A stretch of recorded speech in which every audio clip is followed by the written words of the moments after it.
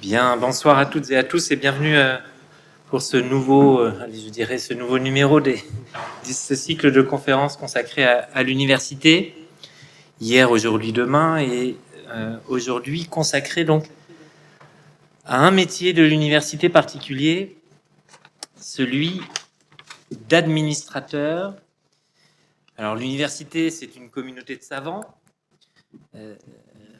Et je ne résiste pas au plaisir que j'ai de citer Simon Leys, qui, dans un discours qu'il a prononcé en 2005, a eu ces mots.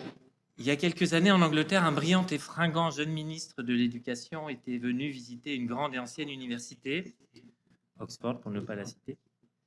Il prononça un discours adressé à l'ensemble du corps professoral pour en exposer de nouvelles mesures gouvernementales en matière d'éducation. Il commença par ces mots. « Messieurs, comme vous êtes tous ici des employés de l'université. » Un universitaire l'interrompit aussitôt. « Excusez-moi, monsieur le ministre, nous ne sommes pas les employés de l'université, nous sommes l'université. » Alors, toute la question est résumée ici, on ne peut pas mieux le dire qu'avec ces mots. Les seuls employés de l'université sont les administrateurs professionnels, et ceux-ci ne dirigent pas les universitaires.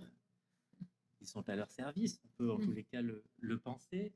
Et c'est en tous les cas, c'est une idée que je lance comme ça à titre de pique un petit peu pour pimenter un petit peu notre discussion de ce soir.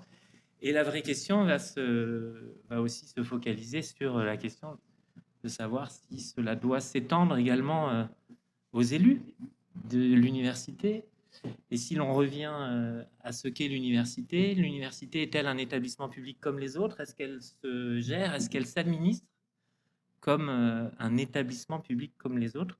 Telles sont un petit peu les questions, en tous les cas, qu'on peut, en guise d'introduction, envisager sur cette thématique. Pour en parler, nous avons le plaisir d'accueillir deux directeurs, directrices générales des services de deux grandes universités.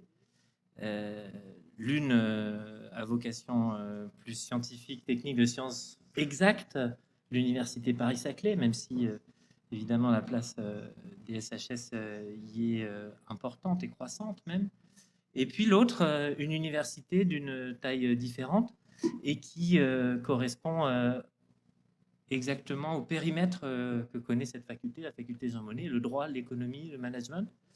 L'université Panthéon-Assas, Paris Panthéon-Assas. Alors ex-DGS, parce que ça Ex-DGS, date oui, déjà ex-DGS, un petit peu, hein. pardon. Ouais, ça date un peu, mais bon, oui.